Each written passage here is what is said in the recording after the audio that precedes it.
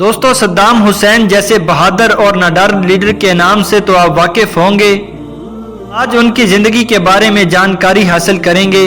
Saddam Hussein کی زندگی نشیب و فراز سے بھری پڑی ہے۔ ان کا بچپن ہو یا جوانی، ان کی زندگی ہمیشہ دوسروں سے بالکل مختلف رہی ہے، یہاں تک کہ ان کی موت بھی تاریخ کے نہ مٹنے والی داستانوں میں شامل ہو گئی ہے۔ صدام حسین کی پیدائش 28 اپریل 1938 کو عراق کے ایک غریب گھرانے میں ہوئی۔ جب ان کی عمر تقریباً 3 سال کی ہوئی تو ان کے والد کا بھی انتقال ہو گیا۔ اب ان کے گھر میں 2 یا 3 دن کے فاقے ہوا کرتے تھے۔ غربت کی زندگی سے تنگ آ کر ان کی والدہ نے دوسری شادی کر لی اور صدام حسین کو لے کر اپنے دوسرے گھر منتقل ہو گئیں۔ صدام حسین کے سوتیلے باپ کا برتاؤ صدام حسین کے ساتھ بالکل اچھا نہ تھا، اسی لیے تنگ آ کر انہوں نے گھر کو خیر آباد کہا اور شہر کے تکریت میں اپنے ماموں کے ساتھ رہنے لگے جو عراقی فوج کے افسر تھے۔ ان کے ماموں نے ان کی تعلیم و تربیت کی۔ انہوں نے ابتدائی عمر میں ہی صدام کو عراق کی نو آبادیات کی برائیوں سے آگاہ کر دیا تھا۔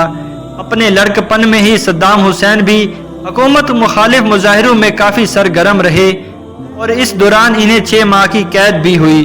صدام حسین کو مطالعے کا اس قدر شوق تھا کہ اپنی جیب خرچ سے کتابیں خریدتے تھے۔ وہ عرب تاریخ اور عسکری کتب کا مطالعہ بھی شوق سے کرتے تھے۔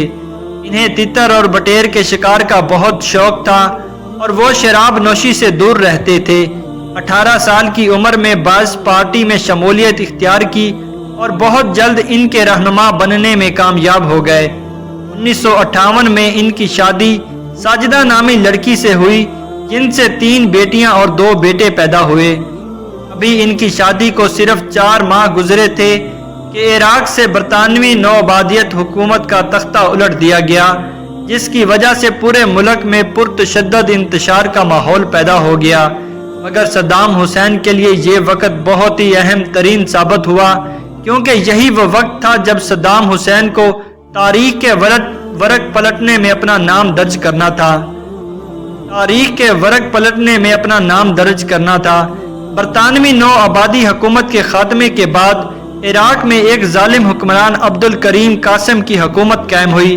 عبدالکریم قاسم کی حکومت باعث پارٹی کے لیے خطرہ بن سکتی تھی، اس لیے بعض پارٹی نے پلان بنایا کہ عبدالکریم قاسم کو ختم کر دیا جائے۔ چونکہ صدام حسین بھی باعث پارٹی کا ایک اہم رکن تھے، اس لیے عبدالکریم قاسم کو ٹھکانے لگانے کی ذمہ داری صدام حسین کو سونپ دی گئی۔ اس دوران صدام حسین کو طرح طرح کے ہتھیار چلانے اور نشان لگانے کی ٹریننگ بھی دی گئی۔ 1968 میں صدام حسین نے 4 لوگوں کی ٹیم بنائی اور عبدالکریم قاسم پر حملہ کر دیا۔ 2 گولیاں عبدالکریم قاسم کے سینے پر لگیں اور وہ موقع پر مر گئے۔ صدام حسین کو بھی ٹانگ میں 1 گولی لگی اور وہ موقع واردات سے فرار ہونے میں کامیاب ہو گئے۔ بعد میں صدام حسین کو کسی نہ کسی طرح عراق سے باہر بھیج دیا گیا۔ 20 ستمبر 1968 میں باعث پارٹی کی حکومت قائم ہوئی اور ہموال باقر کو عراق کا نیا صدر منتخب کر دیا گیا۔ ہموال باقر کے صدر بننے کے بعد بہت جلد صدام حسین کو واپس عراق بلا لیا گیا اور انہیں باعث پارٹی کا سینئر بنا دیا گیا، کیونکہ باعث پارٹی کی حکومت کو قائم کرنے میں ان کا بڑا ہاتھ تھا۔ اب صدام حسین ایک باغی انسان بن چکا تھا اور اب اس کا کام صرف یہ تھا کہ جو لوگ باعث پارٹی کی مخالفت کرتے یا کوئی فیصلہ ماننے سے انکار کرتے تو یہ انہیں ڈرا دھمکا کر یا پھر مار کر راستے سے ہٹا دیتا۔ اس دوران صدام حسین پوری دنیا میں دہشت کے نام سے مشہور ہو چکے تھے۔ وقت گزرنے کے ساتھ ساتھ صدام حسین کے دنیا میں دہشت کے نام سے مشہور ہو چکے تھے۔ وقت گزرنے کے ساتھ ساتھ صدام حسین کے سیاسی عزائم میں بھی اضافہ ہوتا گیا۔ اب وہ خود عراق کے صدر بننا چاہتے تھے اور بالآخر انہوں نے 16 جولائی 1979 کو ہموال باقر سے زبردستی استعفیٰ دلوایا اور خود عراق کے صدر ہونے کا اعلان کر دیا۔ 22 مارچ 1980 کو صدام حسین نے ایران سے جنگ چھیڑی جو کہ لگاتار 8 سال تک جاری رہی۔ اس جنگ میں 3 لاکھ سے بھی زیادہ عراقی مارے گئے۔ 1990 میں صدام حسین نے کویت کو اپنا حصہ دار قرار دیتے ہوئے اس پر قبضہ کر لیا۔ آنے والے برسوں میں صدام حسین کے سیاسی عزائم بالکل واضح طور پر نظر آ رہے تھے کہ وہ عراق کے آس پاس کے تمام ممالک پر بھی حکومت کرنا چاہتے تھے۔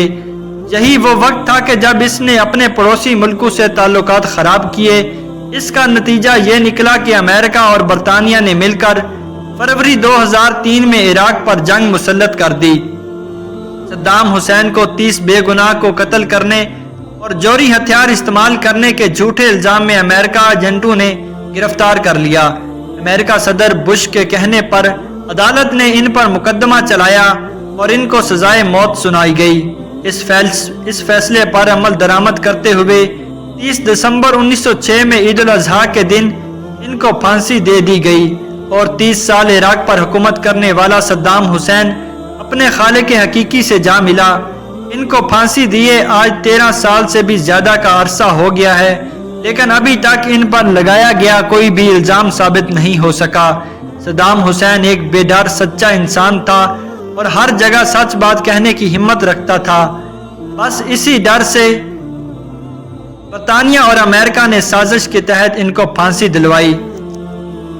اس طرح کے بہادر لیڈر کی نظر علامہ اقبال رحمۃ اللہ علیہ نے ایک شعر فرمایا کہ ہو اگر قوت فرعون کی درپردہ مرید، لعنت ہے وہ قوم کے حق میں کلیم اللہ ہی۔